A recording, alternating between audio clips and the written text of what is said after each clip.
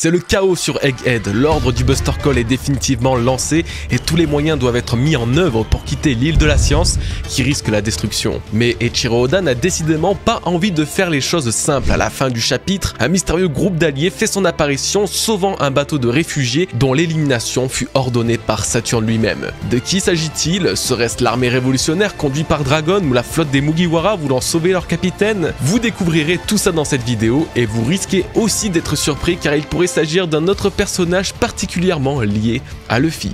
Bienvenue à tous et prenez place pour profiter au maximum de cette review. Vous voyez le Bajrang Gun de Luffy? Martelez ce pouce bleu avec la même puissance et abonnez-vous. Promis, l'iceberg arrive, il met juste un petit peu plus de temps que prévu. Les gars, on est dimanche, j'enregistre ça au dernier moment, mais mardi 30 janvier, c'est mon anniversaire, c'est aussi un live exceptionnel qui va avoir lieu. On ouvre une case entière de 12 displays OP05 en anglais grâce au frérot Thomas de Nakama TCG. Alors ne manquez surtout pas l'événement, rejoignez-moi sur Twitch et allez follow le BG qui permet ce vrai kiff. Merci beaucoup.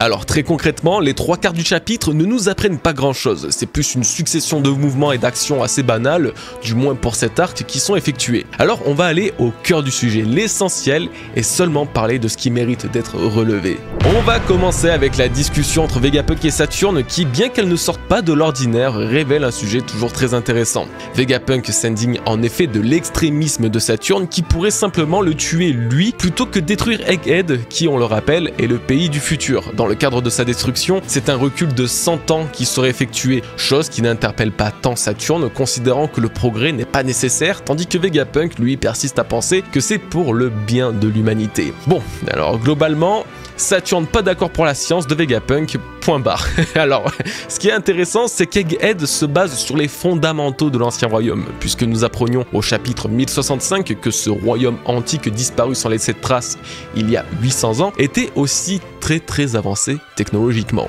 Ce royaume étant sans l'ombre d'un doute celui que le gouvernement mondial a détruit et a effacé l'histoire, il est évident qu'un membre du Gorosei comme Saturne ne voit pas d'un très bon œil la reproduction d'un pays futuriste tel que Egghead, alors que Vegapunk, son créateur, a fouillé dans l'histoire oubliée du monde et donc de ce royaume interdit. Saturne voit dans le scénario les braises de l'ancien royaume se rallumer de plus en plus et ça l'effraie. D'ailleurs, à la fin du chapitre précédent, quand il a déclenché le Buster Call, c'est exactement ce qu'il disait. Un scientifique s'étant plongé trop profondément dans l'histoire, un membre d'une tribu éteinte et un ancien dieu éveillé, ça fait beaucoup là, non? Donc oui, là il commence à comprendre que l'histoire de l'ancien royaume, bien qu'effacée, ressurgit des temps antiques. Quand il dit que le progrès n'est pas nécessaire, c'est aussi une manière de, je pense, garder le contrôle sur le monde au maximum. Plus le progrès sera accessible à l'humanité, moins le gouvernement mondial pourra cacher l'histoire et leur emprise perdra en efficacité. L'autre chose qui m'a interpellé, c'est Vegapunk qui parle du bien pour l'humanité, que représente cette avancée technologique. S'il peut y avoir plusieurs traductions et interprétations de cette déclaration,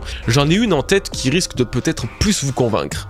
Et si le temps était compté? Plus besoin de vous le répéter, Oda critique énormément notre monde, notre société à travers One Piece en adaptant et transformant nos problématiques actuelles et même passées dans chacun de ses arcs. Dans l'arc d'Egghead, on peut comprendre le positionnement qu'a Oda sur la technologie et l'avancée scientifique. Elle représente l'avenir du monde, mais mal utilisée pourrait tous nous mener à notre perte. Toutefois, Vegapunk a un rêve qui mené à bien apporte une ère de paix et de liberté, l'énergie gratuite et illimitée pour tous. Plus de guerre, plus de conflits, tout le monde aura ce dont il a besoin pour se développer. Vegapunk est un visionnaire et sait pertinemment que l'accomplissement de son rêve empêchera une catastrophe mondiale, une catastrophe déjà vécue dans l'univers de One Piece. Si je vous dis là maintenant qu'une civilisation dans One Piece s'est déjà écroulée suite à un manque d'énergie et de ressources, sauriez-vous me citer laquelle? Ah, c'est pas facile effectivement, mais il s'agit de la cité Bilka, la cité lunaire trouvée par Ener. Dans la description de cette cité du coup, faite durant la mini-aventure, il est dit que suite à un manque de ressources, ses habitants l'ont quitté pour se rendre pépouze sur la planète bleue. Aucune précision supplémentaire, mais tout porte à croire que ça remonte à plusieurs milliers d'années et que cette planète bleue n'est nulle autre que la Terre de One Piece. Bref, si pour nous tout ça constitue encore une énorme part de mystère, ce n'est sans doute pas le cas de Vegapunk qui a, je vous rappelle, découvert de nombreuses choses sur l'histoire antique du monde qu'il ne nous a pas encore révélées. Mon idée est alors qu'il connaît parfaitement la tragédie de Bilka et la chute de cet empire suite au manque de ressources qu'elle a vécu, et que pour empêcher la même chose sur Terre, il doit trouver une forme d'énergie illimitée, une énergie qui serait préféré, vous l'avez deviné, le feu éternel cité au tout début de l'arc d'Egghead par Lilith. Tout prend sens, c'est passionnant et ça prouve surtout que cet arc en particulier mène droit vers le futur de One Piece, mais surtout vers sa fin. Donc oui, pour résumer, j'ai l'impression que la détresse de Vegapunk pour le bien de l'humanité était beaucoup plus palpable dans ce chapitre. Il m'a fait ressentir l'intérêt du progrès et de la science et donc l'intérêt d'Egghead pour éviter une tragédie en lui permettant de réaliser son rêve d'énergie illimitée.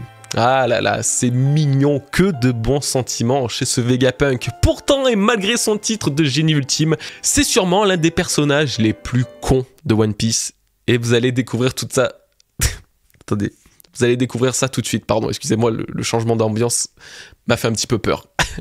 Pour le coup... Vegapunk n'a pas été très futé. Oui, alors plutôt, dans l'arc d'Egghead, un navire de chercheurs s'est enfui de l'île pour espérer échapper à l'assaut de la marine. Malheureusement, Saturne a envoyé un navire à ses trousses, au chapitre 1089, pour le détruire et donc éviter la survie de quelqu'un ayant pu, par exemple, découvrir des secrets du siècle oublié. Voilà, chose qui est très pertinent venant du gouvernement mondial pour une fois, hein, faut quand même le noter, c'est pas tous les jours que ça arrive et que les gars se creusent le cerveau à ce point. Mais là où justement ça pose problème, c'est que celui qui est censé avoir le plus gros cerveau juteux du monde de One Piece, Vegapunk, eh bien, il réfléchit pas. Bah oui, le gouvernement veut me tuer parce que je suis allé trop profond dans l'histoire, bah non quoi. C'est pas toi qui vont tuer. C'est pas que toi du moins qu'ils vont tuer, mais toutes les personnes qui sont reliées de près ou de loin à ton nom. Ce qui signifie aussi, et surtout, tes employés. On est sûr que le gars il a 500 ans d'avance sur son temps là, il est pas plutôt 500 ans en retard sur les autres? Parce qu'évidemment, avec ses recherches qu'il a partagées avec des clones individuels de lui, son secret n'allait pas rester secret pour très longtemps. La preuve avec, comment elle s'appelle déjà, York. Donc c'est fou qu'en connaissant parfaitement la tragédie d'Ohara, il ait pu tant sous-estimer le gouvernement mondial et omettre autant de choses dans son désir de trouver l'histoire oubliée. Et pourtant, sachez une chose que même si je gueule, je trouve ça bien, étonnamment. Ouais, vraiment, parce que ça montre que Vegapunk n'est pas parfait, qu'il n'a pas la plus grande pertinence dans les raisonnements les plus simples. Cette erreur de con, hein, disons ce qui est, ça le rend plus humain que jamais. Mais bon, c'était vraiment stupide de mettre en danger tous ceux qui l'entourent, qu'on se le dise.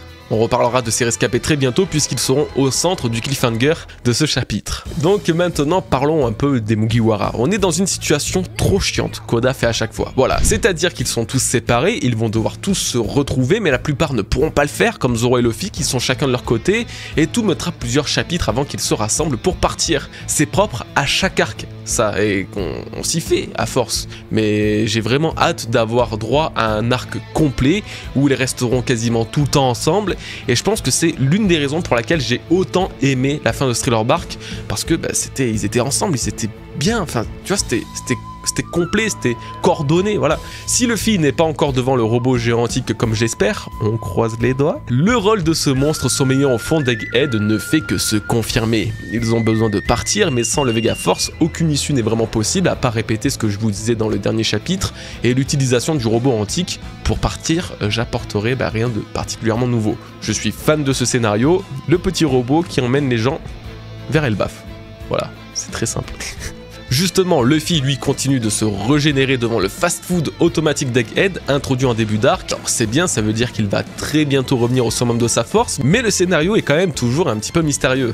Est-ce quelqu'un qui l'a déplacé ici ou a-t-il bougé de lui-même? On n'a pas vraiment la réponse, j'ai l'impression qu'il a bougé de lui-même, après avoir récupéré juste assez d'énergie dans le chapitre précédent. Par contre, là, il est clairement à deux doigts de se faire capturer par la marine, qui l'encercle. Oh là là! Ouh, ça serait dommage, Luffy, que tu te fasses capturer par la marine. Non, vraiment, je veux pas ça. Arrête! On se raccroche vraiment à tout ce qu'on peut, hein. Sinon, rien de plus à dire sur le passage des Mugiwara. Hâte de voir comment ça se passe pour Zoro, surtout. Hâte de voir comment tout le monde sera sauvé. Mais pour le moment, ce qui m'intéresse, et ce qui va vous intéresser aussi, hein, désolé, je vous regarde pas dans les yeux, mais c'est la fin de ce chapitre. Nous y sommes, le moment tant attendu. La fin du chapitre, plus précisément la dernière case, représente un de ces cliffhangers qu'Oda sait si bien faire. Le navire de la marine censé détruire celui des rescapés d'Egghead se retrouve lui-même attaqué par un groupe d'individus dont l'identité n'est pas dévoilée, laissant ainsi libre cours à notre imagination, et ça vous allez bien le voir dans cette review. Une chose est certaine, la marine les connaît. Ils semblent même réputés et clairement assez puissants pour atomiser l'un de leurs cuirassés. Alors qui est-ce? C'est évidemment toute la question qu'on se pose en cette fin de chapitre. Normalement, dans cette review, on va avoir un début de réponse. Je pense qu'on pourra pas faire mieux. Étant donné que les possibilités sont très nombreuses, on va toutes les analyser comme il se doit et vraiment, vous risquez d'être surpris. Commençons par le choix numéro 1, il s'agit des révolutionnaires, let's go! Les révolutionnaires sont là, Dragon vient sauver son fils et ses deux amis Kuma et Vegapunk des griffes de la marine et du gouvernement. La grande bataille approche, les révolutionnaires apportent enfin une réponse en défendant un navire de civils ayant failli subir le même sort qu'Ohara. Ah, si ce scénario palpitant est l'un des premiers qui peut vous venir en tête, j'ai le malheur de vous annoncer que normalement il est totalement impossible. Voilà, il est impossible pour la simple et bonne raison qu'au chapitre 1103, après que le flashback de Kuma fut terminé et qu'on soit revenu dans le présent, les révolutionnaires dont Dragon étaient toujours sur Kamabaka. Or, seulement quelques dizaines de minutes séparent le chapitre 1103 du chapitre 1105. Il est impossible pour les révolutionnaires de faire un tel trajet, de littéralement traverser le nouveau monde et surtout Maréjoise en un laps de temps si court. Bien que l'idée était donc alléchante, cette case du chapitre 1103 est la preuve que ce n'est malheureusement pas possible normalement. Allez, rassurez-vous, d'autres groupes tout autant hypants ont une chance d'apparaître et on va justement en parler. Et c'est d'ailleurs la grande flotte des Mugiwara qui remporte le titre de l'hypothèse la plus probable. En effet, la flotte de Luffy pourrait venir aujourd'hui sur Egghead pour aider leur capitaine et le sauver. Ils auraient pris connaissance du bourbier dans lequel ce dernier se trouvait grâce au journal de Morgan Big News qui annonçait tout juste la veille que Luffy avait pris Vegapunk en otage et s'était retranché sur Egghead, île entourée par la marine. Dans un désir de soutenir leur capitaine empereur, ils auraient pris la mer et c'est peut-être maintenant que les mots du narrateur prendront un sens lorsqu'il disait qu'il serait à l'origine d'un incident sans précédent à la fin de Dressrosa. Si tout semble parfait, quelques couacs peuvent toutefois être trouvés dans cette hypothèse, ce qui peut ainsi pas mal l'ébranler. Tout d'abord, il fallait que toute la flotte de Luffy soit au complet, et en plus, proche d'Egghead, car rappelons que depuis l'annonce de la prise d'otage de Vegapunk par Luffy et sa guerre face à la marine, seulement une journée s'est écoulée. Si Kuma a réussi l'exploit de traverser le nouveau monde en moins de 24 heures, c'est parce qu'il avait son fruit du démon pour voler à toute vitesse. Là, on parle de bateaux qui devaient se trouver très proche d'Egghead pour apparaître aussi rapidement. Et puis surtout, pourquoi venir maintenant? Plus précisément, pourquoi venir maintenant et ne pas être venu autour de Wano Kuni quand les Mugiwara ont affronté l'équipage de deux empereurs, chose qui mena à la mort de Luffy avant sa transformation en Nika. L'idée que ce soit la flotte de Luffy reste quand même l'une des plus cohérentes, mais est aussi celle que j'aime le moins, étonnamment. C'est pourquoi on va avoir 4 autres hypothèses qui seront, vous verrez, étonnamment concluantes l'une et l'autre. La première d'entre elles est forcément que ce soit Barbe Noire et son équipage. Les raisons sont très nombreuses, évidemment on n'oublie pas que l'un des bateaux de Barbe Noire se trouvait au large d'Egghead, un jour s'est écoulé depuis et toujours aucune nouvelle. À tout moment, Barbe Noire est venu de lui-même pour récupérer ce navire et pour l'empêcher d'être détruit par la marine. Si ce scénario là précisément n'est pas définitif, il faut toutefois garder en tête que sur un plan géographique, la ruche, Elbaf, Winter Island et même Egghead se situent dans une zone relativement proche. C'est clairement l'une des hypothèses la plus concluantes en termes de timing et de trajet. De plus, et je trouve ça intéressant de le voir sous cet angle, mais la destruction totale du navire de la marine démontre une assez grosse sauvagerie à mon sens. En tout cas, ça m'a donné l'impression qu'il ne s'agissait non pas de protagonistes, mais plutôt d'antagonistes. Cette idée d'un groupe anti-marine est vraiment pertinente à exploiter et c'est pourquoi les prochains suspects auront eux aussi cette tendance à la sauvagerie envers les marines. Vous rappelez-vous de la dernière mini-aventure en date? Il s'agit de celle du Garma Double Six avec Caesar Clown. Cette mini-aventure était très particulière car en plus d'avoir duré finalement très longtemps, elle est l'une des rares, voire peut-être même la première, à avoir eu un impact instantané dans l'histoire actuelle. En effet, c'est dans celle-ci que nous avons vu Pudding être capturé par l'équipage de Barbe Noire au chapitre 1064, et compte de l'ironie, c'est dans ce même chapitre 1064 que nous retrouvons Pudding prisonnière d'un bateau de Barbe Noire, pendant que ce dernier combattait l'eau sur Winter Island. Oda a donc eu la ferme intention de mêler les mini-aventures à l'histoire actuelle pour apporter un nouveau scénario sans avoir à y consacrer plusieurs chapitres. C'était très malin et surtout très bien fait. Bref, cette mini-aventure reste celle du Germa, et que se passe-t-il à l'intérieur? Nous en apprenions plus sur le passé des Mads, le groupe de scientifiques illégal dans lequel se trouvaient Vegapunk, Caesar Clown et évidemment Judge Vinsmoke. Nous pouvions découvrir que chacun avait sa vision de la science, une vision bien trop différente de celle de Vegapunk qui aura apparemment rejoint la marine et le gouvernement, laissant en plan Judge et César. À la fin de cette mini-aventure, les deux scientifiques décident alors de créer les Néomades, tout en semblant bien décidés de se venger de Vegapunk. Alors voilà, maintenant que vous avez le speech global, comment ne pas les imaginer là maintenant arriver sur Egghead? Judge pourrait venir à la rescousse de son fils également, certes, mais ça colle surtout très bien au niveau chronologique et géographique, puisque les Néomades sortaient de Whole Cake Island, une île relativement proche d'Egghead. Et oui, la preuve en est avec Barbe Noire, après avoir capturé Pudding là-bas, elle s'est retrouvée sur Winter Island, qui est l'une des îles voisines d'Egghead, signifiant donc que les Néomads auraient totalement pu faire le trajet eux aussi en direction du pays de la science. Ils viendraient alors en partie sauver Luffy, mais surtout viendraient capturer Vegapunk, et leur puissance navale similaire à celle d'un grand royaume qui est le Garma permettrait sans aucun problème de survivre au Buster Call de la marine et leur 100 vaisseaux. Cette idée, je vous l'avais d'ailleurs déjà exposée dans la review du chapitre 1078 et effectivement, elle est très facilement convaincante. Mais on ne va pas s'arrêter ici, j'ai encore quelques hypothèses en réserve. On va descendre d'un étage en termes de hype, mais il y a donc Koribu et son équipage, le frère de Caribou. Ouais, vous l'avez pas vu venir ça là, hein? Eh bien vous allez être surpris mine de rien. Je n'aime pas du tout l'idée, mais il y a un petit truc, un truc assez intéressant à exploiter pour que je vous en parle. Déjà, basiquement, Caribou est sur Egghead, voilà, il aurait pu contacter son frère pour venir le récupérer. Jusque-là, rien de fou ou d'incohérent. Surtout que ça fait vraiment longtemps qu'ils sont séparés, depuis les mini-aventures de Caribou justement, donc leurs retrouvailles sont de rigueur, à un moment ou l'autre en tout cas. Mais l'une des choses qui me charme le plus, c'est la réputation qu'ont les frères Caribou. Enfin, Caribou en particulier, mais ça revient au même. Le fait de voir un navire de la marine être totalement annihilé, plus ce que je viens de vous dire à l'instant, bah du coup je me dis que oui, c'est what the fuck sur les bords, mais ça pourrait passer. Mais bon, je vais être honnête, en comparaison avec ce qui va suivre, c'est bien moins hypant. Oh oui, vraiment moins. Et si, par tous les diables, ce n'était ni plus ni moins que la déjà légendaire Cross Guild de Mihawk, Crocodile et Baggy qui fera son apparition sur Egghead. Non, posez ces pierres, baissez vos fourches. Vous allez comprendre pourquoi je pense ça et pourquoi je le pense même depuis plusieurs mois. Il faut remonter à ma review du chapitre 1076 pour m'entendre en parler pour la première fois. Dans ce chapitre, la Cross Guild n'apparaît pas et n'est même pas mentionnée. Qu'est-ce que fout cette théorie ici alors, n'est-ce pas? Eh bien, ça va être très simple à comprendre. Oda a semble-t-il mis en place plusieurs parallèles en Supernova que sont Luffy, Kid et Law, juste après l'arc de Wano Kuni.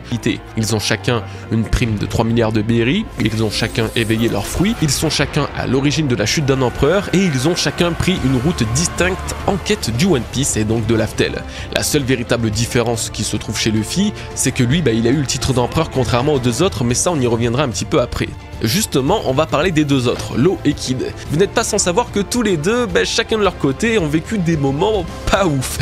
En fait, concrètement, en ce moment, ils se sont tous essayés à la plongée sous-marine après avoir croisé la route d'un empereur. Law aura rencontré Teach et perdu contre lui, tandis que Kid, lui, aura rencontré et perdu contre Shanks. Il se sera fait même déchirer, pour être honnête. Sans se soucier du sort qu'ils ont subi, vous aurez compris que c'est surtout le fait qu'ils aient rencontré chacun un empereur qui m'intéresse. Et si ça allait être le cas pour Luffy? Et si Luffy allait lui aussi rencontrer un empereur, un autre empereur du moins, qui sera Baggy le clown?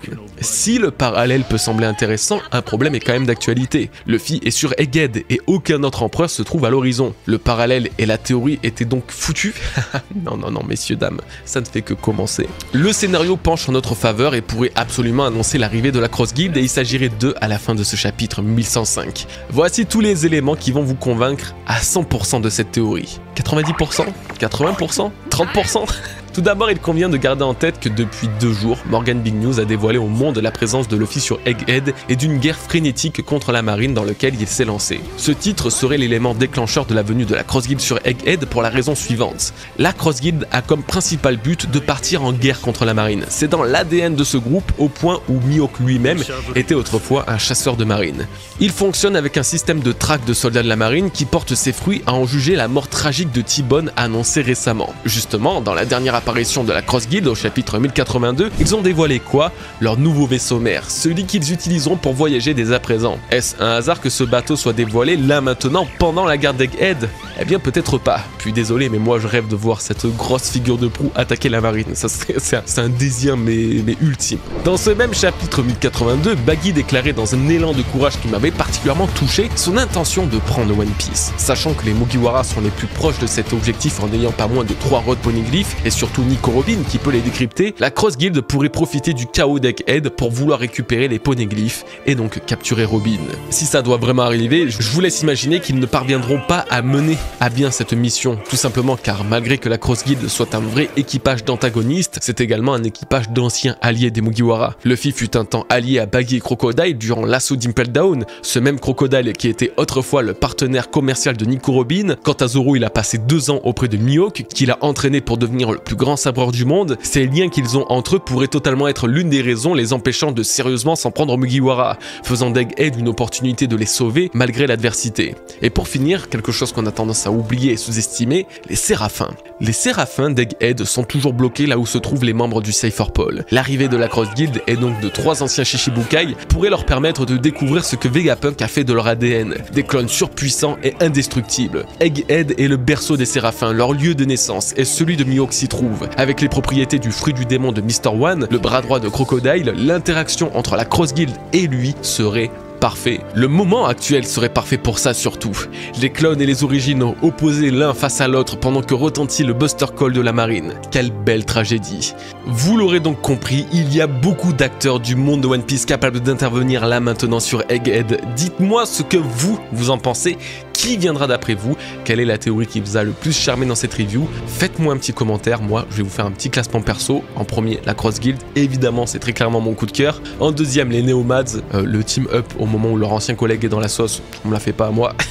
Et en troisième, évidemment, la grande flotte de Luffy pour cet événement qui va changer le monde, teasé depuis 300 chapitres. Et mention spéciale quand même pour Koribu qui offrirait la plus grande clim ever jamais connue. Chaque chapitre est plus hypant que jamais, c'est toujours autant un plaisir de vivre One Piece de cette façon. Alors les bros, j'espère que vous avez kiffé autant que moi. On n'oublie pas de défoncer les likes, les abonnements, les commentaires pour le soutien de la chaîne. Merci infiniment. On n'oublie également pas l'énorme live mardi 30 janvier. Venez souhaiter l'anniversaire, faites pas les pinces là. Merci à tous, prenez soin de vous et de vos proches. Peace.